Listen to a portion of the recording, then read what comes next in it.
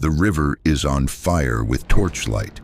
Hundreds of war canoes cut through the dark, paddles silent against the current of the Niger. On the bank, a city sleeps.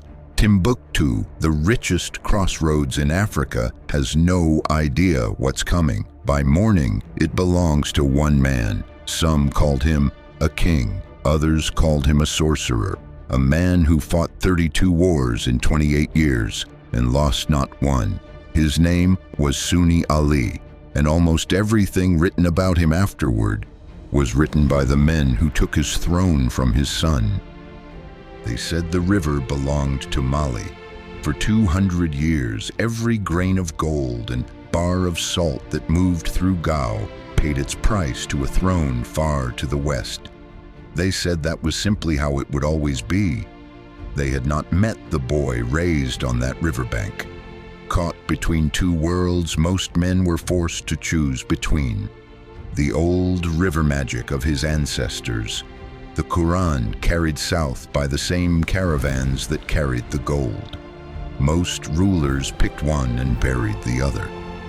Sunni Ali carried both, and one day the men who came after him would use that against him. Empires don't fall in a single year. They fall the way a wall falls, one crack at a time until the day it gives.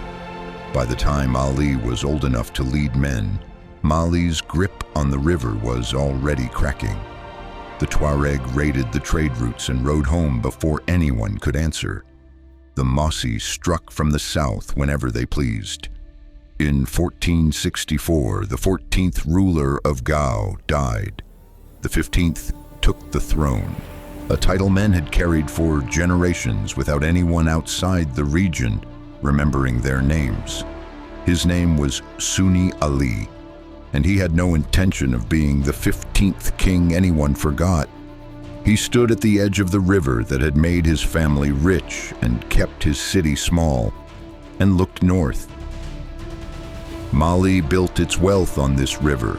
He is said to have told his commanders, "Let's see what it costs them to keep it." He was about to become the first ruler in West African history to fight a war on water. Cavalry could take a city. Cavalry could not take a river. So Ali built a fleet, Sorko fishermen, men who had spent their lives reading the Niger's currents, given war canoes instead of nets. For the first time in the region's history, an army could move as fast as the river itself, striking from the water while cavalry closed in from the land. In 1467, Timbuktu's governor sent word south. Tuareg raiders had seized the city, the wealthiest crossroads in Africa, library and marketplace and mosque all at once, and he wanted help getting it back. Ali agreed. By January 1468, the Tuareg were running before he'd even reached the gates.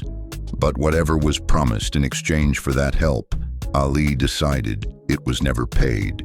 And the man who carried both river magic and Quran in the same hand did not forgive a broken promise quietly.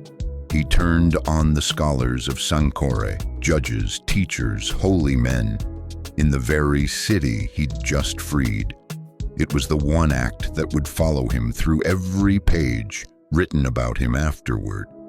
Djenné was next, a city so confident in its walls it had turned back 99 assaults from Mali and never fallen once. Ali didn't storm it, he starved it. 7 years, 7 months.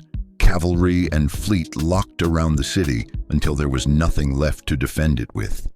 The city that had never fallen fell to him. Gold from the south, salt from the desert, scholars and merchants from 3 continents. All of it now answering to Gao instead of Mali, and Ali didn't stop at conquest. He rebuilt the land he took, reorganizing how farms were worked, digging irrigation that would outlast his own reign by centuries. He hadn't just broken Mali's grip on the river, he'd built something to replace it. For 28 years, Sunni Ali did not lose. The chroniclers of his own time counted 32 wars. 32 victories. Every army that rode against Gao went home defeated or didn't go home at all. His commanders once asked him how one throne could hold both the river's old gods and the prophet's new faith. Ali is said to have answered simply, "A king who only owns half the world is no king at all."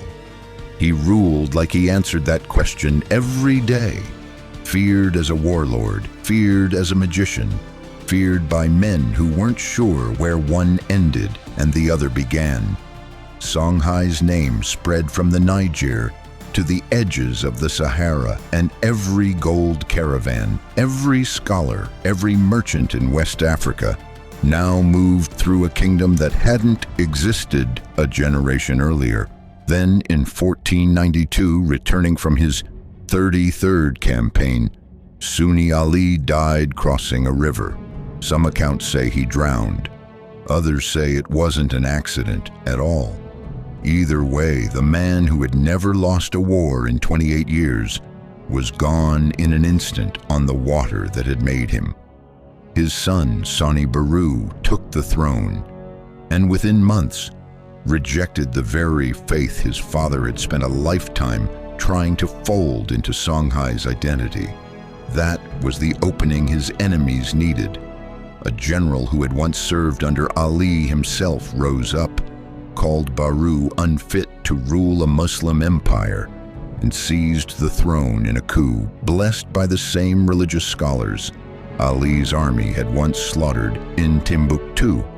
His name was Askia Muhammad, and the dynasty he founded needed one thing to justify what it had just done: a villain. So the chroniclers who survived him, chroniclers writing for the men who now sat on his throne, wrote Sunni Ali into history as a tyrant, a pagan, a man no true ruler should have followed. They didn't erase the navy, they didn't erase the conquests. They couldn't. Songhai's wealth still ran on rivers and roads Ali had built. What they erased was him. Songhai outlived the man who built it by a century. Its scholars filled libraries larger than Europe's. Its gold still moved every road Sunni Ali had carved out of nothing. History tried to remember him as the villain in someone else's story. The truth is simpler. He wasn't the empire's tyrant. He was the empire.